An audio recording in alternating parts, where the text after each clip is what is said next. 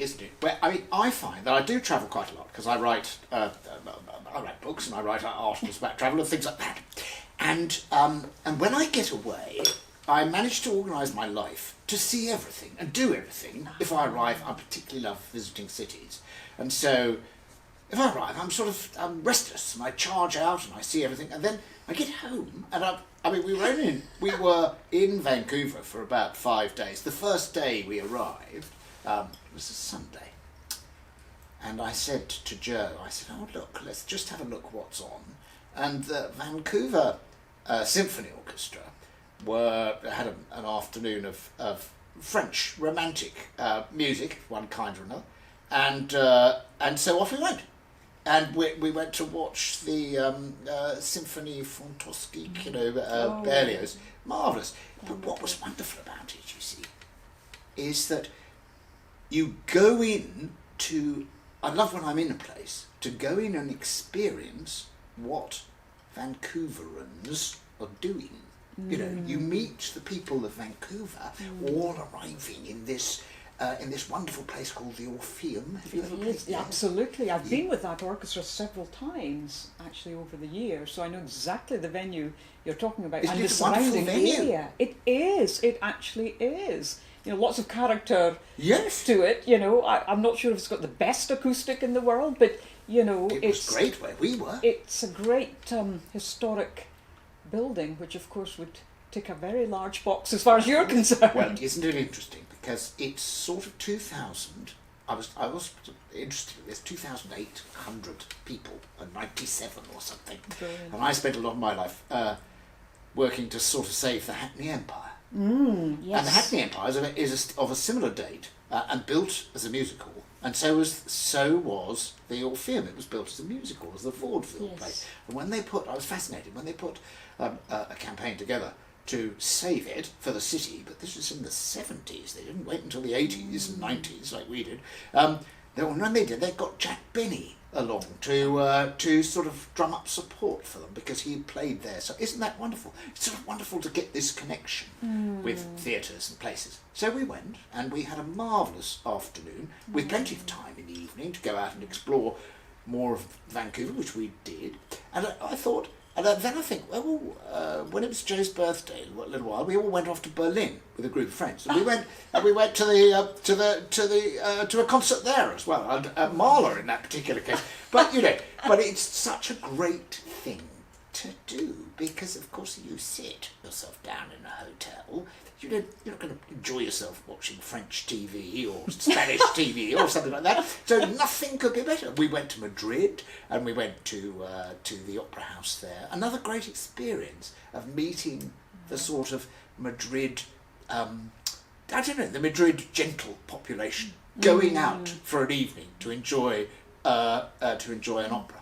And I think this started for us. That's interesting. When we were in Palermo. Okay. Do you know the Opera House in Palermo? I do, believe it or not.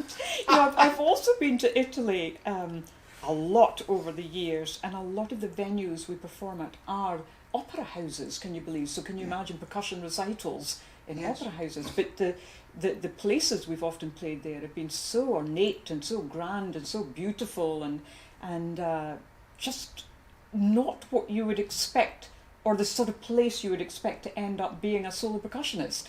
No. So I felt very lucky, Well, they are extraordinary institutions, opera houses. Yep. And to be honest, I went with Clive Anderson, my friend, and lovely. A couple of people. Wow. And I said, it's a sort of February treat for Joe's birthday.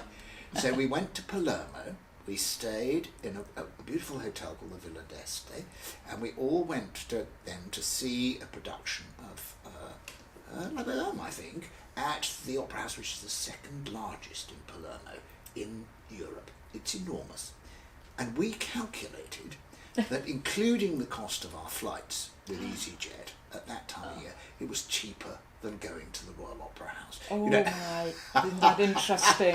Yes, and travelling there and yes, travelling there and staying for the weekend. Whether that's still true, I don't know. But it was a sort of an amazing trip. So we've always sort of, ever since then, sort of looked out entertainments. And as a result, you do find beautiful performances and moments.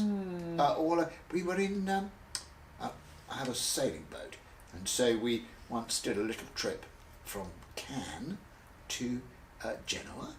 We went to the opera in Genoa, which is another amazing opera house because it's a 1970s opera house, and it's rather, but we were also sailing down. We sailed down to Naples, and we got to Ischia, and I had a friend, and I said, with me, I said, you must come. There's a fantastic garden here. We must go and explore it. And we went off to explore William Walton's garden, which is amazing. And in the middle of it, there's a little recital house. Oh my gosh. And they had a little concert there for a sort of 17-year-old prodigy cellist who played Tchaikovsky cello music, which I'd never heard before, but was absolutely extraordinary. And it's like these funny little moments as you travel around are extraordinary. And what I'm ashamed of is that I don't spend more time sort of going off in England and using my every spare moment to do this. I can only do it when I'm on holiday, and I don't have a pile of things that I'm supposed to be doing at my desk. Yes, but when you are abroad, do you find that you combine work and play, work and pleasure well together, or I know my situation. If I go to a place to work, that's what I do. I find it quite difficult to think, I'll just go off and go to a museum or an art gallery or up a mountain or something. I do find that I'm there to work, that's what I do, and then I get home. Funny kind of thing, but... Two things for me.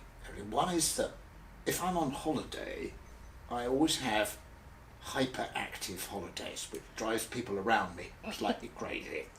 So my boating experience is all racing boats. So we take this rather old boat, a classic boat, around the Mediterranean. And in between racing, I will lead my crew on great sort of expeditions up into Naples to sort of explore Naples. Or wherever we are, and just particularly explore places like Mahon and so on. Goodness. And I love it. If I'm working, I love to explore a place. So this comes from working with Mel.